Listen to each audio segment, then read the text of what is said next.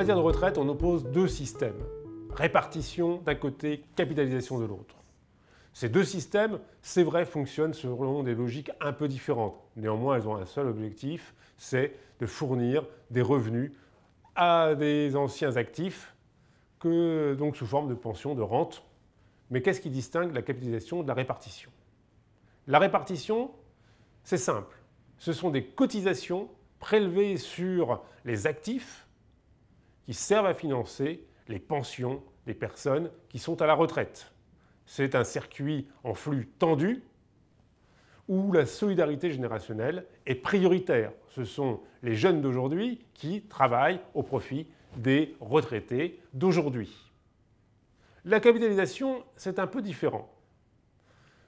Il y a toujours le versement de cotisations, des primes, mais à la place d'être directement versées aux retraités, elles sont investies sur des placements financiers et ce sont les revenus de ces placements qui permettent logiquement d'assurer le paiement des pensions.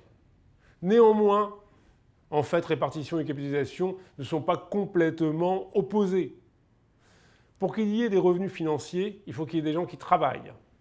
Et c'est donc le produit des gens qui travaillent qui permettent aux fonds de pension de verser des rentes aux retraités. Donc, on a un moteur financier, c'est vrai, sur la capitalisation, mais au départ, il y a des gens qui travaillent qui permettent d'alimenter ce moteur financier. Sur la répartition, c'est vrai qu'on est en flux plus tendu. Néanmoins, des régimes par répartition font de la capitalisation sans vous le dire. Quand la GIRC et l'ARCO, qui sont aujourd'hui en déficit technique, peuvent néanmoins boucler leur fin de mois, c'est parce qu'elles disposent de réserves accumulées dans les années 70-80, et donc elles ont fait de la capitalisation. De même, le régime additionnel de la fonction publique, qui donc prélève des cotisations sur les primes des fonctionnaires, fait de la capitalisation car il y a peu de bénéficiaires encore actuellement sur ce régime additionnel. Donc capitalisation et répartition ne sont pas deux monstres opposés, ce sont en fait deux moyens techniques pour assurer le financement des retraites. Quel est le régime le plus adapté aux économies modernes? La répartition a eu son heure de gloire quand il y avait beaucoup de cotisants, peu de bénéficiaires et que les retraites étaient en montée en puissance. La capitalisation a eu également son heure de gloire quand les marchés financiers ont enregistré une forte croissance, quand les profits financiers ont augmenté. Aujourd'hui, on voit que c'est vrai que la répartition souffre de la crise, de la baisse de la masse salariale.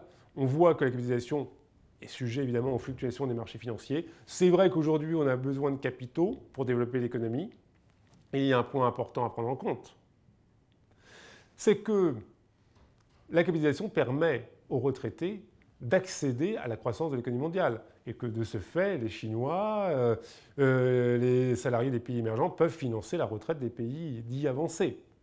Aujourd'hui, les actifs français contribuent à la retraite de nos amis allemands, américains et autres. Car ce sont les fonds de pension qui achètent une partie de nos entreprises. Donc, si nous détestons les fonds de pension en France, en revanche, nous sommes les meilleurs alliés de ces fonds de pension à travers le financement des retraites. C'est l'ironie de l'histoire. Donc, on aurait tout intérêt à avoir nos propres fonds de pension pour nos propres retraités. À vous de voir.